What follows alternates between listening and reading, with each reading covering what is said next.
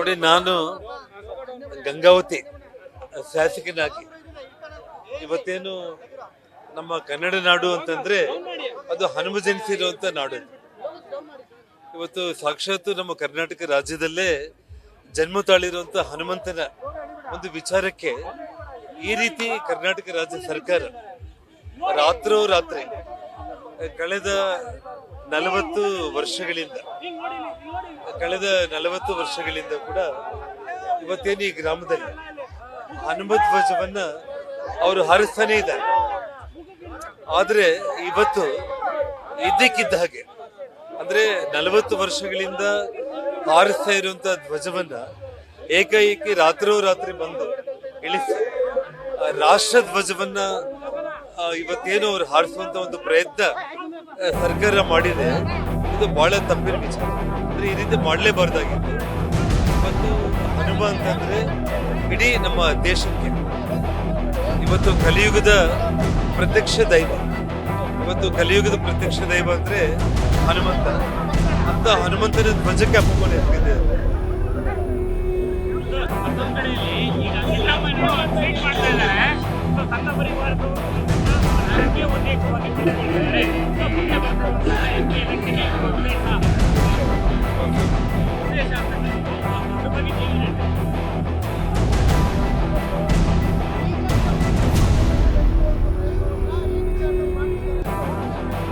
ನೋಡಿ, ನಾನು ಒಬ್ಬ ಗಂಗಾವತಿ ಶಾಸಕನಾಗಿ ಕೆರಗೋಡು ಗ್ರಾಮಕ್ಕೆ ಆಗಮಿಸಿರುವಂತದ್ದು ಮೊದಲಿಂದ ನಾನು ಹೇಳ್ತಾ ಇದ್ದೇನೆ. ನಮ್ಮ ಕನ್ನಡ ನಾಡು ಅಂತಂದ್ರೆ ಅದು ಹನುಮ ಜನಿಸಿದ ನಾಡು. ಇವತ್ತು ನಮ್ಮ ಕನ್ನಡ ನಾಡಲ್ಲಿ ಹನುಮ ಜನಿಸಿರುವಂತದ್ದು.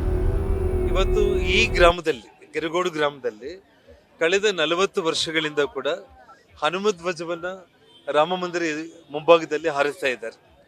ಇವತ್ತು ಇದಕ್ಕಿದ್ದಂಗೆ ಅಯೋಧ್ಯ ರಾಮ ಮಂದಿರ ಉದ್ಘಾಟನೆಯ ಒಂದು ನೆನಪಿಗೆ 100 ಅಡಿ ಮೇಲೆ ಒಂದು ಧ್ವಜವನ್ನ ಹಾರಿಸುವಂತ ಒಂದು ಭಕ್ತಿಪೂರ್ವಕ ಪ್ರಯತ್ನ ಇಲ್ಲಿ ಗ್ರಾಮಸ್ಥರು ಮಾಡಿದ್ದನ್ನ ಇವತ್ತು ರಾಜ್ಯ ಸರ್ಕಾರದವರು ಏಕಾಏಕಿ ರಾಷ್ಟ್ರ ಧ್ವಜವನ್ನ ಹಾರಿಸೋದ್ರ ಮೂಲಕ ಹನುಮ ಧ್ವಜವನ್ನ ನಿಯಮಾವಳಿಗಳ ಪ್ರಕಾರ ನಡೆಯುತ್ತೆ. ಇಲ್ಲಿ ಅನುಮತಿಯನ್ನು ಹೌದು ರಾಷ್ಟ್ರ ಧ್ವಜ ಮತ್ತು ರಾಜ್ಯ ಧ್ವಜವನ್ನು ಇಲ್ಲ. ನೋಡಿ, ಇದನ್ನ ಯಾವುದೇ ನೋಡಿ ನನಗೊಂದು ಧಾರ್ಮಿಕ ಚಿಹ್ನೆಯನ್ನು ಮಾಡೋದಕ್ಕೆ ಅವಕಾಶವನ್ನು ಕೊಟ್ಟಿಲ್ಲ.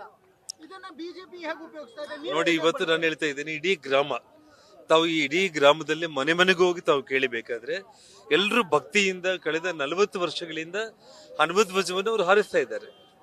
ಇಲ್ಲಿ ವಿಶೇಷವಾಗಿ ಏನಂದ್ರೆ ಅಯೋಧ್ಯೆ ರಾಮ ಮಂದಿರವನ್ನ ದೃಷ್ಟಿಯಲ್ಲಿ ಇಟ್ಕೊಂಡು 100 ಅಡಿ ಎತ್ತರದ ಹನುಮ ಧ್ವಜ ಮಾಡೋಣ ಒಂದು ನೆನಪಿಗೆ ಅಂತೇಳಿ ಅವರು ಭಕ್ತಿಪೂರ್ವಕವಾಗಿ ಪ್ರಯತ್ನ ಮಾಡಿರೋದು.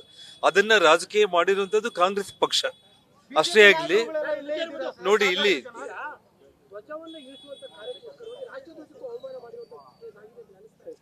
ನೋಡಿ, ಇವತ್ತು ನಾನು ತಮ್ಮ ಮಾಧ್ಯಮಗಳ ಮೂಲಕ ಇವತ್ತು ಒಂದೇ ಒಂದು ಕರೆಯನ್ನು ಕೊಡ್ತಾ ಇದ್ದೀನಿ.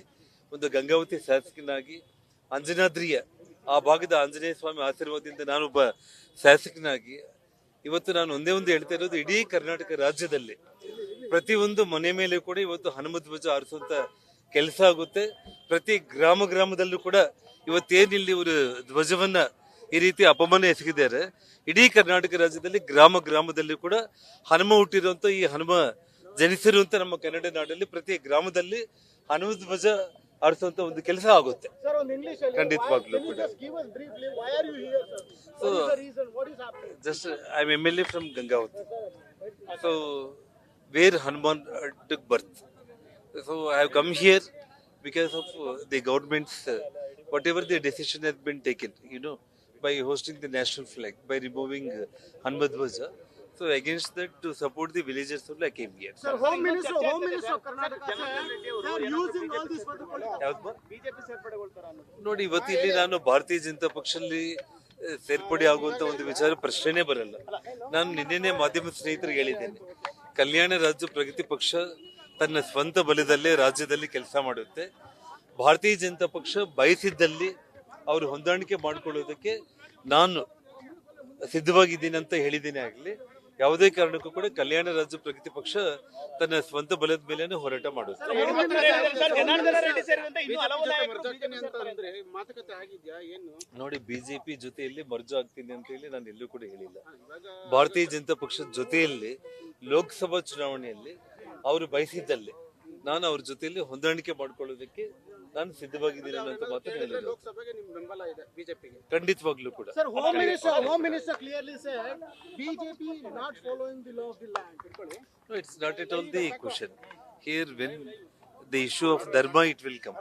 So here, no question of government, no question of BJP, Congress, Kalyana Raja, nothing.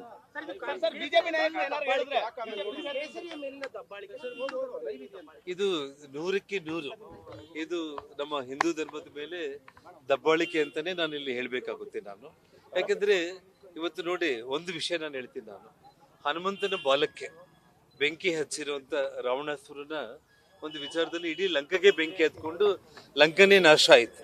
ಇವತ್ತು ಸಾಕ್ಷಾತ್ ಹನುಮಂತ ಧ್ವಜಕ್ಕೆ ಈ ರೀತಿ ಅಪಮಾನ ಎಸಗಿರುವಂತ ಕಾಂಗ್ರೆಸ್ ಪಕ್ಷ, ಕಾಂಗ್ರೆಸ್ ಸರ್ಕಾರ ಬರುವಂತ ದಿನಗಳಲ್ಲಿ ಇಡೀ ಕಾಂಗ್ರೆಸ್ ಕರ್ನಾಟಕ ರಾಜ್ಯದಲ್ಲೇ ಅಲ್ಲ, ಇಡೀ ದೇಶದಲ್ಲೇ ಹನುಮಂತನ ಕೆಂಗಣ್ಣಿಗೆ ಗುರಿಯಾಗಿ ಇಡೀ ರಾಜ್ಯದಲ್ಲಿ, ನಾಡಲ್ಲಿ, ರಾಷ್ಟ್ರದಲ್ಲೇ ಇವತ್ತು ಧೂಳಿಪಟ್ಟಾಗೋದ್ರಲ್ಲಿ ಎರಡನೇ ಮಾತೇ ಇಲ್ಲ.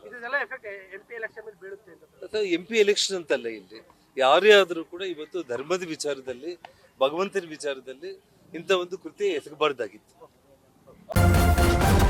ನ್ಯೂಸ್ ಫಸ್ಟ್ ನಿರ್ಭೀತಿಯಿಂದ ನಿಮ್ಮ ಪರವಾಗಿ.